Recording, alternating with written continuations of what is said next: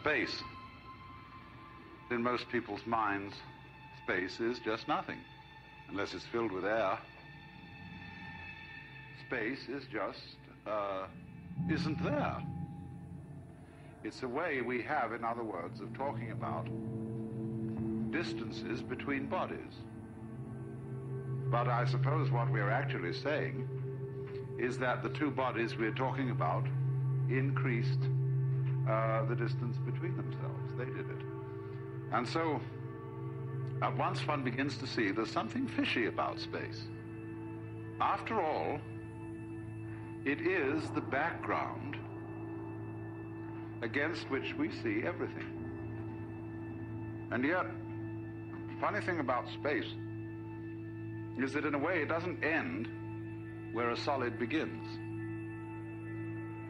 But it is against space that we experience everything that we experience. And by the way also, we experience everything not only in the dimension of space, but also in the dimension of time. And the fascination about space and time is you just can't put your finger on them. Space, although you cannot pin it down, and it has the quality of infinity, there's no way of talking about space, because it has no color, it has no weight, you can't cut it, you can't possibly chop it into pieces.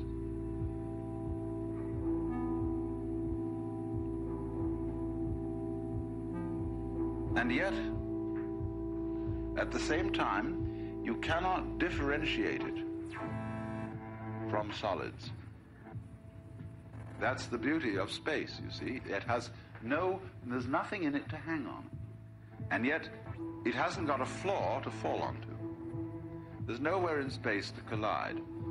You can run into somebody or something else, yes, but not with space.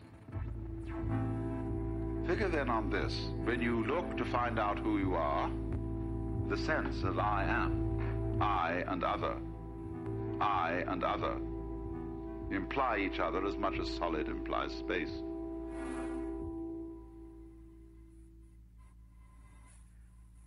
That was act number 40 with